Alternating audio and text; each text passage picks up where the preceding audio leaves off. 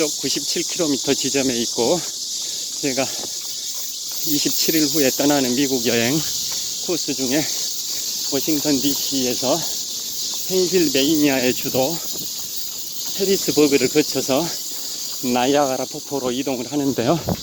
그 워싱턴 DC에서 해리스버그로 이동하는 그 동선 근처에 미국의 대통령 별장 캠프 데이비드가 있습니다. 자, 이번에는 석촌호수 동호에서 서호로 진입하겠습니다. 석촌호수 동쪽 호수인 동호에서 서쪽 호수인 서호로 진입하기 위해서 굴다리를 통과하고 있고요. 이 굴다리 위로 송파대로가 있습니다. 북쪽의 잠실역에서 남쪽의 복정역까지 약 7, 8km 뻗어 있는 송파대로가 이 굴다리 위에 있습니다.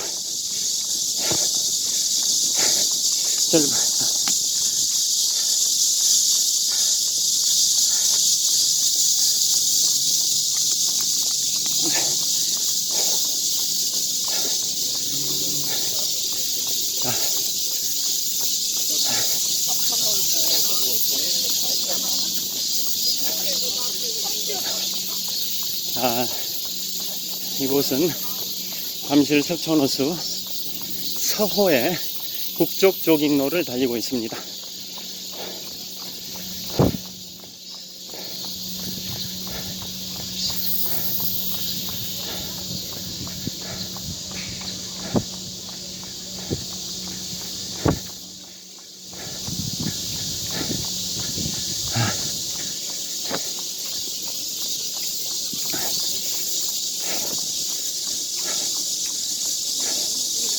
그 다음에 캠프 데이비드는 미국 해군이 관리를 하고 있고요. 경비는 해병대가 경비를 담당하고 있습니다. 미국 대통령 별장 캠프 데이비드는 미국 해군이 관리하고 있고, 경비 업무는 미국 해병대가 관리하고 있습니다.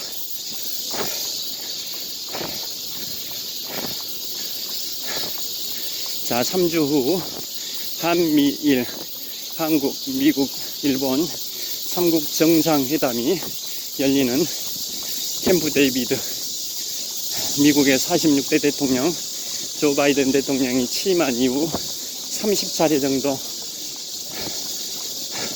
머물렀었던 캠프 데이비드, 조 바이든 대통령 취임 2년 7개월 만에 외국 정상으로는 최초로 한국과 일본의 정상이 캠프 데이비드에 초청이 됩니다. 자, 15년 전 2008년도 그 당시 43대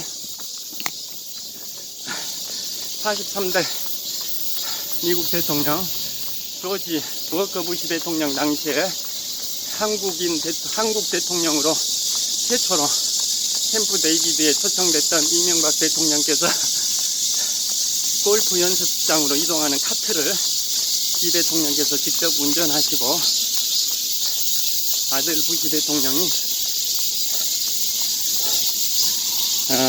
운전 보조석에 탑승을 했었는데요. 그때 언론 기자들이 사진 촬영을 하자 운전 보조석에 탑승했던 아들 부시 대통령이 운전하는 이명박 대통령을 가리키면서 베스트 드라이버라고 손짓을 했습니다.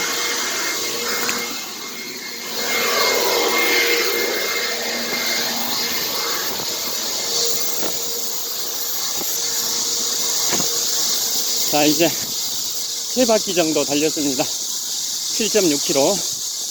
석촌호수 한 바퀴가 2563m니까 3바퀴면 7.6km인데요.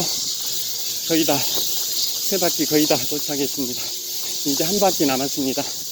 나머지 한 바퀴를 돌면 석촌호수 4바퀴 10.25km를 땡볕에 불볕더위 폭염 속에 폭서기에 달리게 되는 셈입니다. 이곳은 잠실 석촌호수 서호 수변부대입니다. 자, 서호의 남쪽 조깅로를 달리기 시작했습니다.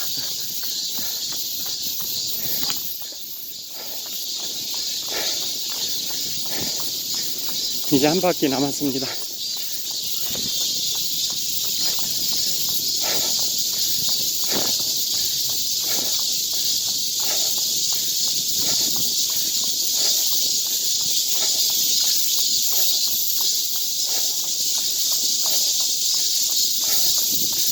이곳은 잠실 석촌호수 서호의 남쪽 조깅로입니다.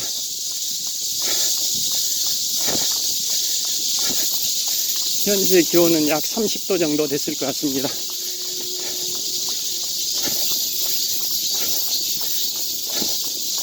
조깅로는 우레탄으로 포장이 되어 있어서 무릎 충격을 완화시켜 줍니다. 조깅로의 폭은 약 5, 6m 정도 됩니다.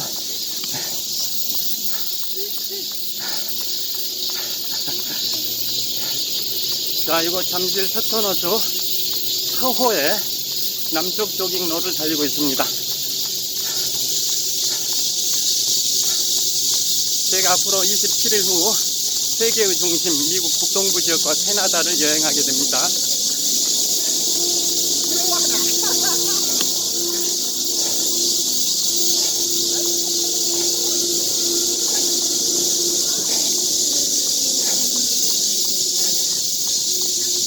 아, 덥다.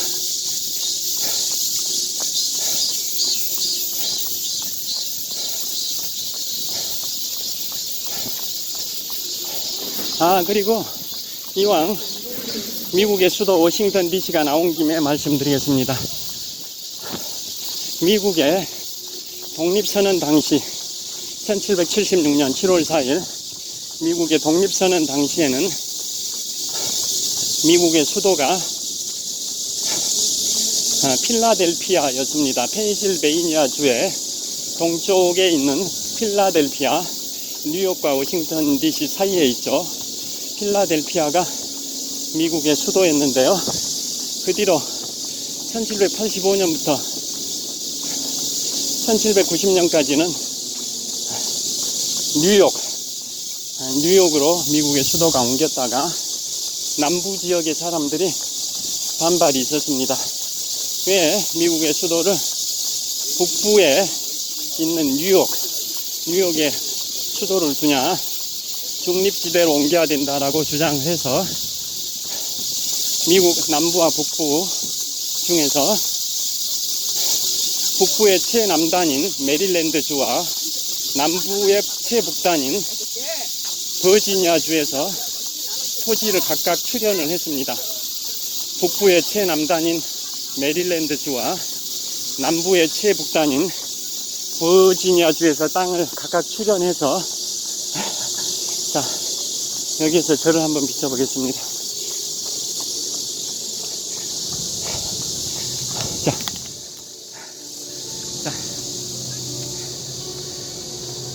자, 이곳은 석촌호수 서호의 동쪽 조깅로입니다. 자, 이곳 잠실 석촌호수 서호의 동쪽 조깅로에서 서쪽 방향을 촬영하고 있습니다. 자, 서호의 풍경이 한눈에 들어옵니다. 자, 이번에는 반대로 동호와 서호를 연결하는 굴다리입니다. 굴다리 위로 송파대로가 있습니다. 자, 이곳은 잠실 석촌호수 서호의 동쪽 조깅로에서 서쪽 방향에 있는 서호를 촬영하고 있습니다. 자, 서호의 한 복판에는 롯데월드의 야외 놀이시설인 롯데월드 매직 아일랜드가 있고요. 그 다음에 북서쪽 방향 롯데월드 간판이 부착되어 있는 건물은 롯데월드의 실내 놀이시설인 롯데월드 어드벤처 건물입니다. 자, 출발하겠습니다. 화이팅!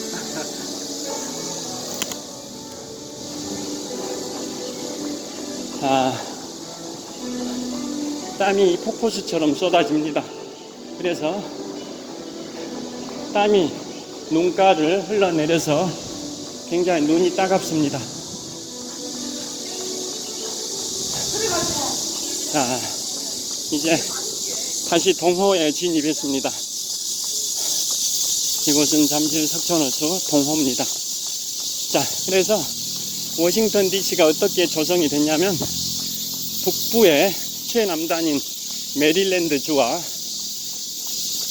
남부의 최북단인 버지니아주에서 땅을 일정 비율로 출현을 해서 조성된 면적이 가로 16km, 세로 16km, 정사각형 모양입니다.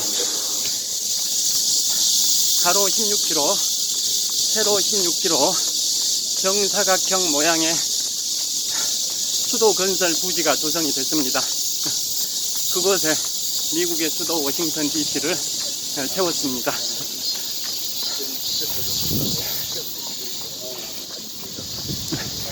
워싱턴 DC는 다 아시다시피 워싱턴 디스트릭트 오브 콜롬비아, 워싱턴 특구란 뜻이죠. 초대 대통령 조지 워싱턴의 이름을 따고 아메리카 신대륙을 1492년에 발견했던 크리스토퍼 콜럼버스 그 이름을 따서 콜럼버스 특구, 워싱턴의 콜럼버스 특구라고 정했습니다. 워싱턴 디스트릭트 오브 콜롬비아입니다.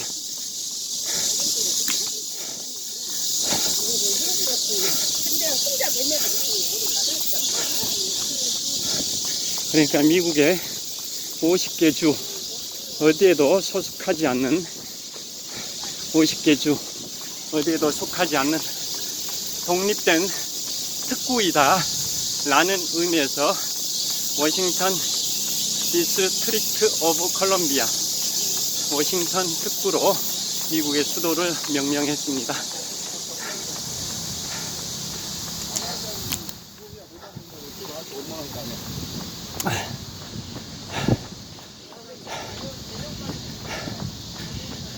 제가 워싱턴에 가면 방문하는 곳이 링컨 메모리얼, 워싱턴 마뉴먼트, 리플렉팅 풀, 토마스 제퍼슨 기념관, 알링턴 국립묘지, 백악관 앞 이런 것을 투어를 하게 되는데요. 미국의 수도 워싱턴 그 리플렉팅 풀 주변이 광장처럼 되어 있죠. 그 중심에 리플렉팅 풀, 반사의 연못, 햇볕에 반사되는 연못이다 해서 반사의 연못, 리플렉팅 풀인데요.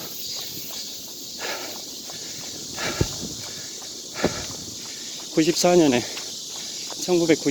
개봉됐던 영화 톰 행크스 주연의 포레스트 검프에서 월남전에 베트남전에 참전했던 포레스트가 귀국 후에 반전운동에 적극적으로 참여하면서 그 워싱턴 DC 링컨 메모리얼 앞에서 맞은편에 있는 워싱턴 모뉴먼트, 즉 워싱턴 기념탑을 바라보면서 반전 연설을 했었던 장면이 있습니다.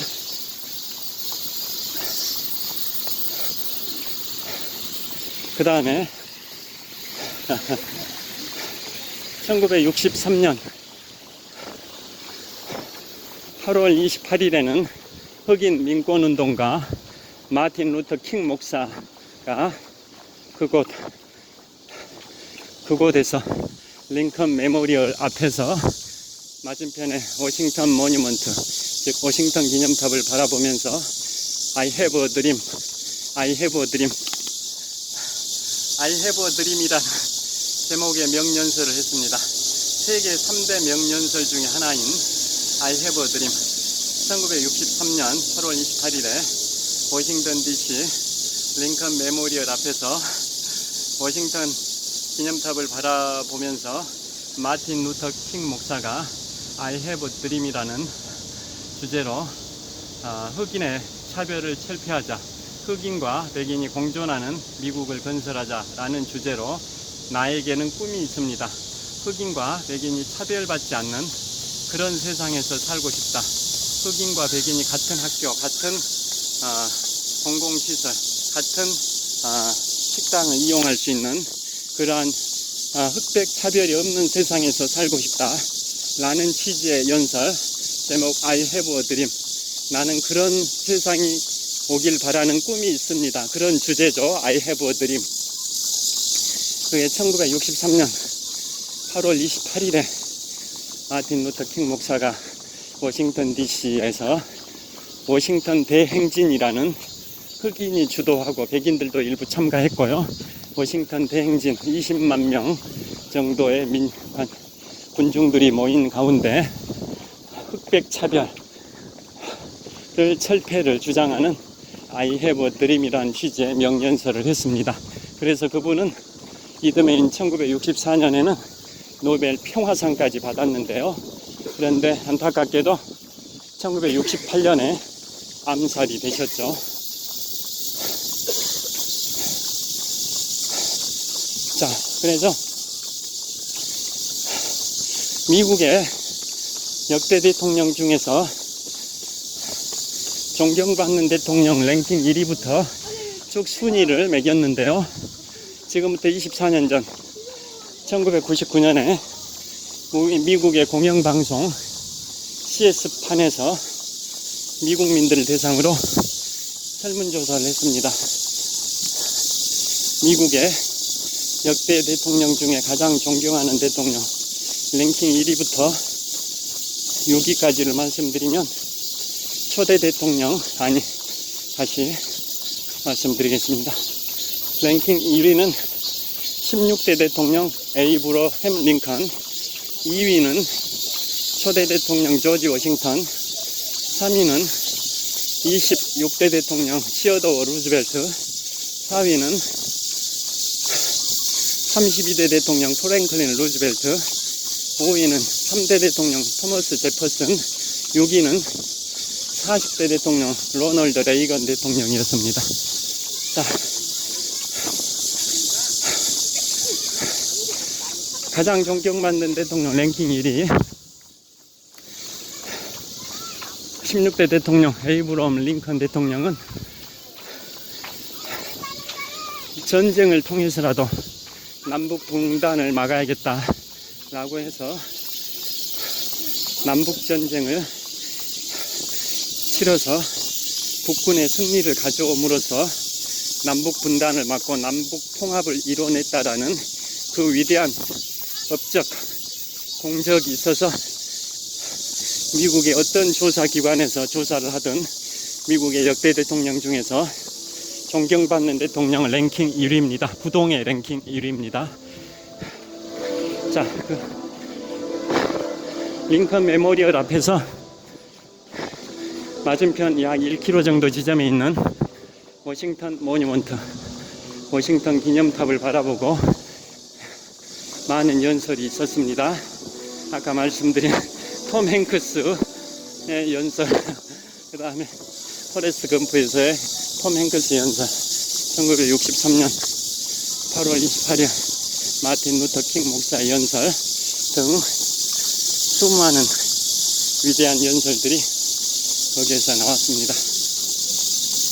그 다음에 맞은편에 워싱턴 기념탑은 영어로는 워싱턴 모뉴먼트인데요. 높이가 169m, 오벨리스크입니다. 뾰족탑 모양이죠. 높이 169m나 되는 뾰족탑 모양의 오벨리스크. 100% 화강암으로 되어 있습니다. 시멘트 이런 게 전혀 섞이지 않았습니다. 100% 화강암으로만 되어 있는 높이 169m의 워싱턴 모뉴먼트, 워싱턴 기념탑. 그게 미국의 수도 워싱턴 DC에 있는 건축물 중에 가장 높은 건축물입니다. 그 전에는 미국의 국민의 대표기관 의회 의사당, 국회의사당이 가장 높은 건물이었는데요. 그 기록을 깬 게 바로 초대 대통령 조지 워싱턴을 기리는 워싱턴 모뉴먼트입니다. 그래서 미국의 워싱턴 DC에서 가장 높은 건물은 워싱턴 기념탑, 그 다음이 국회의사당인데요. 그 뒤로 미국 의회에서 법을 바꿨습니다. 법을 바꿔서 이제 국회의사당보다 더 높은 건축물은 워싱턴 DC에서 설치할 수 없다, 건립할 수 없다라고 법을 바꿨습니다. 그 다음에 미국의 수도 이름이 워싱턴 DC이고, 또 미국의 50개 주 중에 하나인 워싱턴 주가 미국 북서부 시애틀이 있는 곳, 주의 수도가 올림피아인데요. 그곳에도 워싱턴이라는 이름이 들어가는 워싱턴 주가 있죠. 50개 주 중에 하나인 워싱턴 주. 자, 미국의 수도 워싱턴 DC, 초대 대통령 조지 워싱턴, 나라를 세운 아버지, 국부로 추앙받는 조지 워싱턴을 기리기 위해서 미국의 수도 이름도 워싱턴 DC이고요. 그 다음에 워싱턴 모뉴먼트도 국회의사당보다 높은 건축물이 거기에 세워져 있고요. 그 다음에 미국의 국기는 성조기인데 50개 주, 각 주마다 주의 상징 깃발이 있죠. 주기죠, 주기.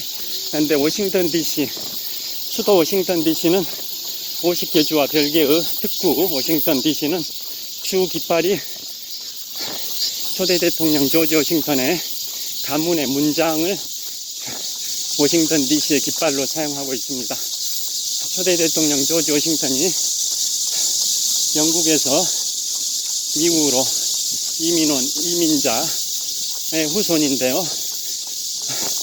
워싱턴 대통령의 선조들이 1592년, 우리나라 임진왜란 당시죠. 1592년 영국에서 살 때 그 워싱턴 가문의 문장, 그 가문의 상징 무늬를 문장이라 하죠. 그 워싱턴 가문의 문장으로 사용한 게 1592년부터인데요. 그 뒤로 워싱턴 가문이 미국으로 이민을 왔고, 그 후손이 초대 대통령 워싱턴입니다. 자, 네 바퀴 다 돌았습니다. 후손이 워싱턴입니다. 그래서 미국 의회에서는, 미국 국회 의회에서는 1938년에 특별 결의를 했습니다. 1938년에 무슨 특별 결의를 했냐면 자,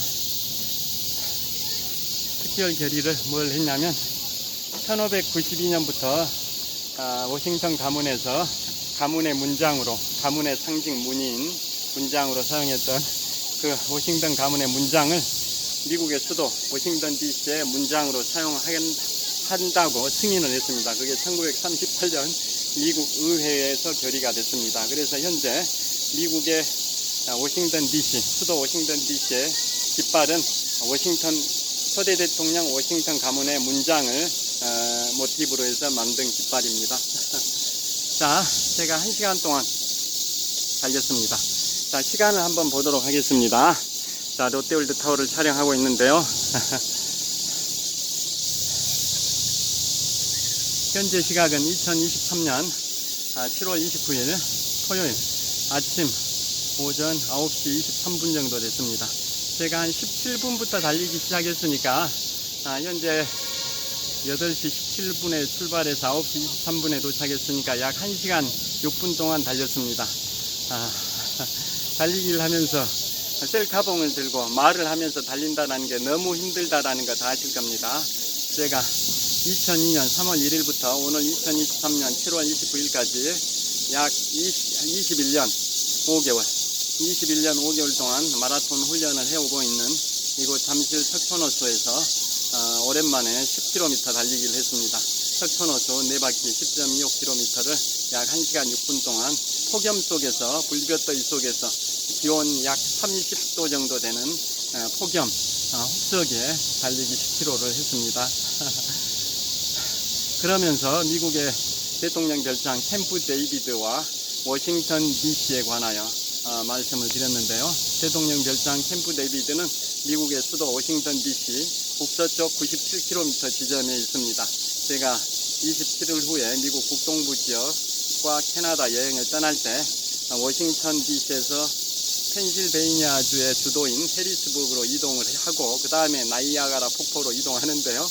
워싱턴 DC에서 해리스버그로 이동할 때 그 대통령 별장 캠프 데이비드 주변을 통과할 것 같습니다. 그 다음에 자, 캠프 데이비드의 명칭은 유래가 재밌는 일화가 있습니다. 아까 말씀드린 것처럼 대통령 별장 캠프 데이비드는 1938년에 미국 연방공무원 가족의 휴양시설로 만들어졌다가 4년 후인 1942년에 미국의 대통령 별장으로 전환을 했는데요. 자, 그 무렵에 시작할 때, 대통령 별장 시작할 때는 그 대통령 별장의 명칭이 캠프 데이비드가 아니었습니다.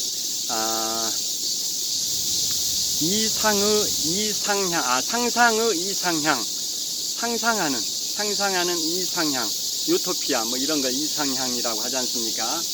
상상하는 이상향의 의미를 샹그릴라라고 합니다. 샹그릴라, 상상 속의 이상향을 샹그릴라라고 하는데요. 그래서 처음에 1942년에 대통령 별장을 명명할 때는 샹그릴라라고 했었는데요. 그로부터 11년 후인 1953년에 제34대 미국 대통령으로 취임했던 드와이트 아이젠하워 미국의 대통령이 손자를 워낙 사랑했습니다. 손자. 그래서 아이젠하워 대통령의 손자 이름이 데이비드인데요. 데이비드. 그래서 손자를 너무나도 사랑한 나머지 손자 이름 데이비드를 미국의 대통령 별장 명칭으로 바꿨습니다. 그래서 그 전에 1942년 32대 대통령 프랭클린 루즈벨트 대통령 당시에 오픈했던 대통령 별장 샹그릴라는 11년 후인 1953년 제34대 미국 대통령 드와이트 아이젠하워 대통령 시절에 별장 이름이 샹그릴라에서 캠프 데이비드로 바뀌었습니다. 워싱턴 DC 북서쪽 97km 지점에 있습니다. 자, 오늘은 잠실 석촌호수 서호 수변무대에서 롯데월드 타워를 촬영을 하고 있습니다. 123층 555m 높이 기준 세계 5위 규모 OECD 국가 38개 회원국 중에서는 가장 높은 빌딩 롯데월드 타워를 배경으로 촬영을 하고 있습니다. 제가 이곳 잠실 석촌호수에서 2002년 3월 1일부터 오늘 2023년 7월 29일까지 21년 5개월 동안 마라톤 훈련을 해왔고요. 42.19km는 92회 완주했습니다. 92회. 가장 최근에는 지난 2월 24일이니까 5주 전입니다. 5주 전인 지난 2월 24일에 생애 92번째 42.19km를 이곳 잠실 석촌호수에서 달렸었습니다. 자, 그래서 21년 5개월 동안 42.19km를 92회 완주했는데요. 그 중에 약 60번 정도는 공식 마라톤 대회에서 완주를 했고 나머지 32회 정도는 연습 삼아서 나 홀로 달리기로 풀코스를 달렸는데요. 연습 삼아 풀코스 달린 32회 정도 중에 절반 정도인 한 16번 정도는 이곳 잠실 석촌호수에서 달렸고 나머지 절반인 16번 정도는 한강공원에서 달렸습니다. 그리고 생애 최초 풀코스도 마라톤 입문 2개월 만인 2002년 5월 1일 근로자의 날 때 이곳 잠실 석촌호수 16바퀴 반을 생애 최초 풀코스 마라톤으로 4시간 16분 동안 달렸습니다. 그때의 환희와 희열, 성취감은 이루 말할 수가 없습니다. 그게 바로 지금부터 21년 3개월 전인 2002년 5월 1일 생애 최초 42.19km 완주였습니다. 개인 최고 기록은 마라톤 3년차였던 2004년 3월 14일 제75회 동아마라톤 대회에서 3시간 19분 48초의 기록으로 개인 최고 기록을 달성했습니다. 참가자 25,000명 정도 중에 제가 1818등을 했으니까 상위 7%의 아주 좋은 기록으로 3시간 19분 48초의 기록으로 개인 최고 기록을 달성한 게 2004년 3월 14일 제75회 동아마라톤 대회 때입니다.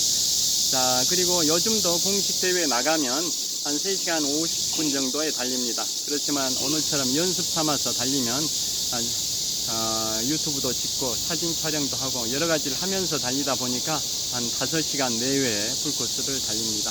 자, 그리고 누적 훈련 거리는 2002년 3월 1일 마라톤 입문 이후 오늘까지 21년 5개월 동안 누적 훈련 거리는 지구 한 바퀴 4120km에 약 67% 정도에 해당되는 27,000km 정도 달렸습니다. 그러니까 21년 5개월 동안 매일 평균적으로 3.5km씩 달린 셈이니까 석촌호수 한 바퀴가 2,563m니까요. 21년 5개월 동안 매일 평균적으로 석촌호수 1.5바퀴씩 달려온 셈입니다. 자, 땀이 이 염분이 있는 땀이 눈으로 흘러내리니까 굉장히 눈이 따갑습니다. 이제 마무리를 해야 할 것 같습니다. 굉장히 따갑습니다. 자, 오늘 현재 시간 2023년 7월 29일 토요일 오전 9시 한 30분 정도 됐을 것 같습니다. 자, 오늘 그야말로 혹서기 폭염 찜통더위입니다. 자, 휴가 피크인데요. 휴가 건강하게 즐겁게 행복하게 보람차게 휴가 잘 보내시고요. 또 휴가 못 가신 분들도 오늘 내일 이틀 동안 주말 잘 보내시길 빌겠습니다. 저는 앞으로 27일 후인 8월 25일 미국 북동부 지역 여행을 출발할 날을 손꼽아 기다리면서 여름을 이겨낼 계획입니다. 자, 그래서 여행 코스를 간단히 말씀드리면 어젠가 그제도 유튜브 찍었었는데요. 눈이 너무나도 따갑습니다. 염분이 계속 땀이 흘러내리니까. 제일 먼저 7박 10일 일정인데요.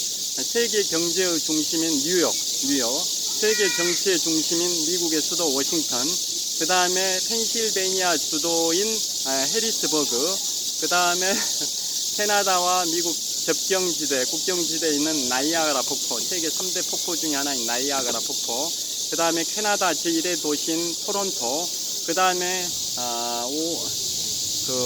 세인트 로렌스 강을 따라 북동부 쪽으로 계속 이동하면서 킹스턴, 그 다음에 캐나다 제2의 도시인 몬트리올, 그 다음에 캐나다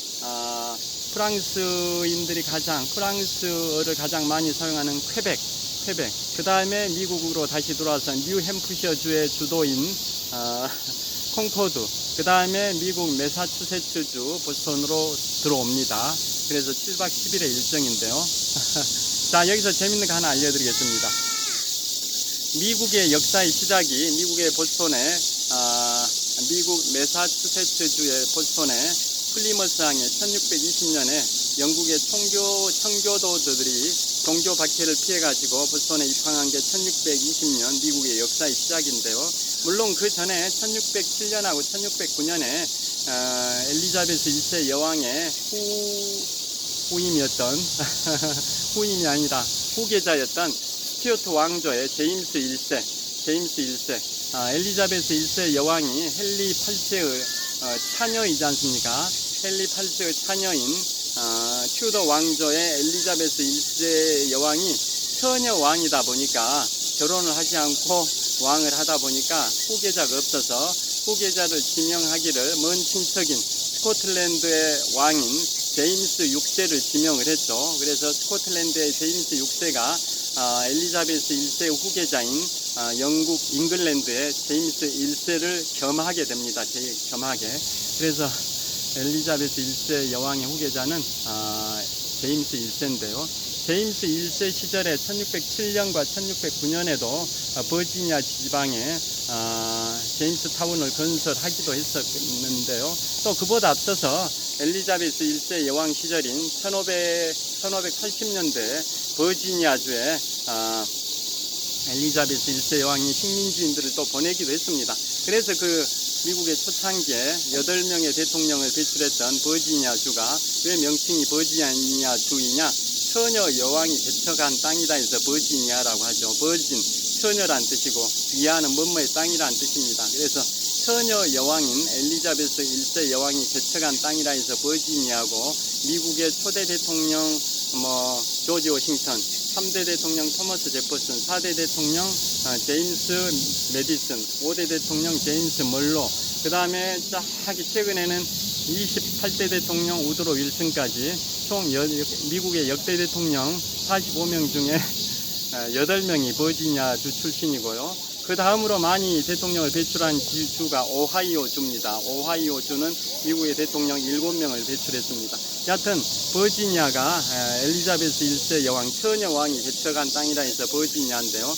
그쪽에 1580년대 엘리자베스 1세 여왕이 이제 식민지인들을 보내기도 했는데 다들 뭐 기후 환경에 적응 못하고 병으로 죽고 굶어 죽고 뭐 이런 이유로 해서 전멸을 해버리죠.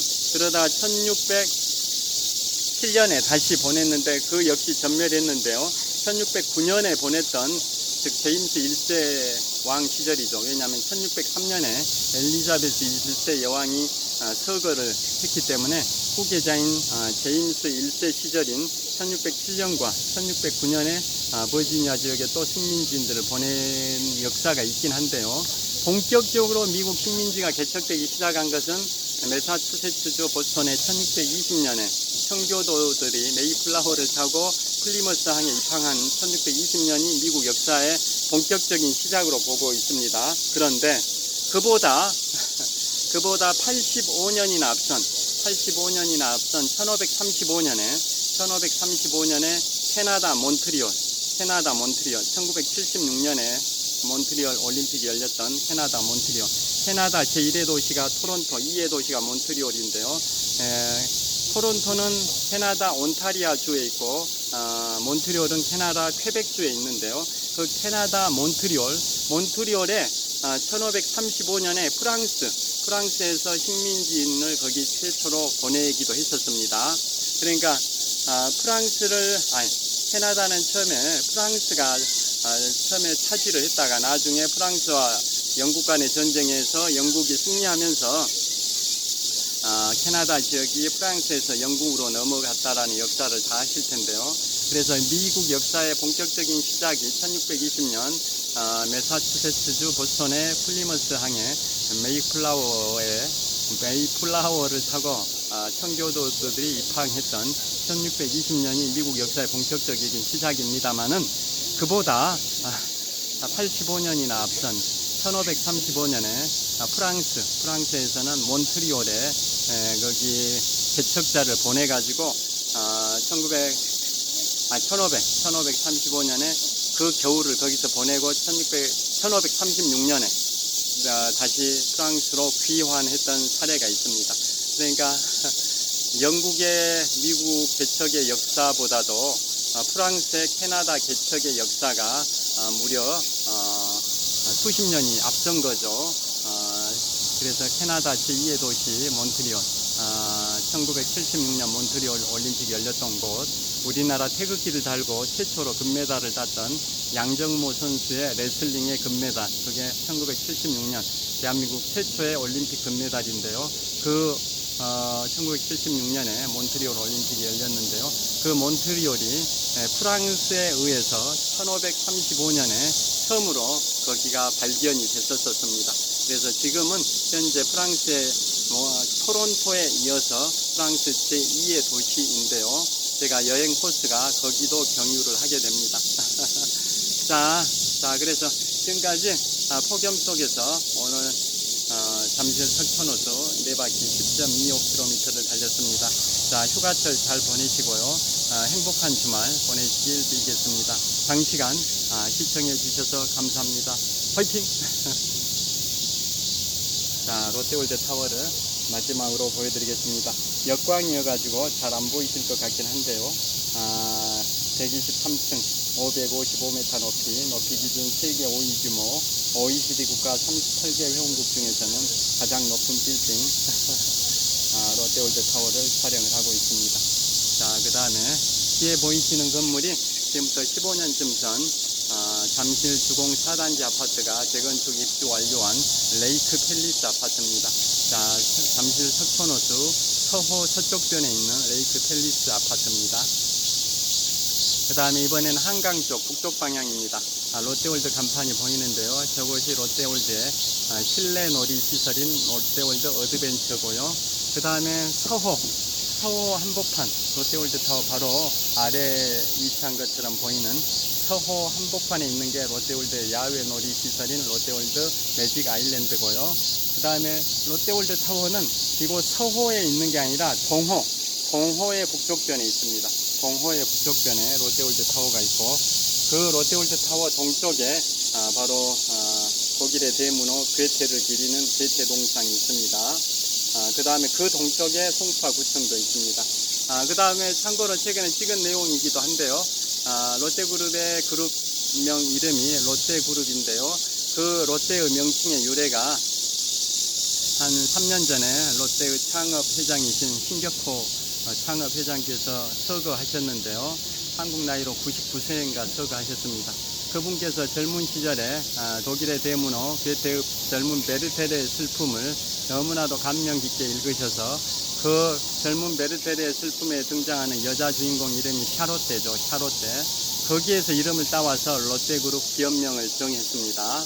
그래서 영국에 셰익스피어가 있다면 독일에는 괴테가 있고, 중국에 소동파가 있다면 조선에는 박지원, 열하일기를 저술한 박지원이 있다, 이런 말이 있는데요. 그만큼 독일의 대문호 괴테 파우스트의 저자이기도 하고, 젊은 베르테르의 슬픔의 저자이기도 한데요. 그 젊은 베르테르의 슬픔을 감명 깊게 읽으신 롯데의 창업회장이신 신격호 창업회장께서 그 젊은 베르테르의 슬픔에 나오는 여주인공 이름 샤롯데에서 이름을 따와서 롯데그룹을 명명을 했습니다. 자, 그 다음에 그 괴테가 얼마나 유명하냐. 그래서 지금 롯데월드타워 바로 동쪽 약 50m 지점에는 독일의 대문호 괴테를 기리는 괴테 동상이 설치되어 있습니다. 자, 그래서 그 괴테가 얼마나 유명하냐면, 괴테가 1749년생입니다. 1749년생 괴테보다 20년 나이가 젊은 프랑스의 나폴레옹 보나파르트가 있죠. 나폴레옹은 1769년생으로 괴테보다 20년 더 젊은 사람인데요. 유럽 대륙을 약 20년 동안 평정했던 나폴레옹 보나파르트가 독일을 방문해서 괴테를 봤습니다. 그래서 괴테한테 이런 말을 했습니다. 여기에도 사람이 있군. 여기에도 사람이 있군. 어떤 의미일까요?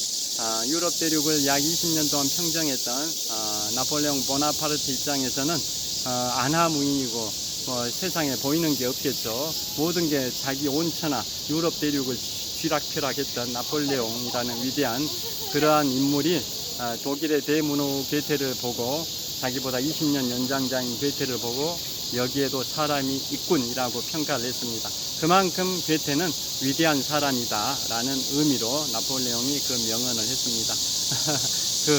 그 위대한 독일의 대문호 괴테가 쓴 파우스트도 있지만 젊은 베르테르의 슬픔도 있죠. 거기에 등장하는 여주인공 샤롯데에서 롯데그룹의 기업명이 왔다라는 말씀도 드렸습니다. 자, 시청해 주셔서 감사합니다. 행복한 주말, 행복한 휴가 보내시고 혹서기 그 폭염 속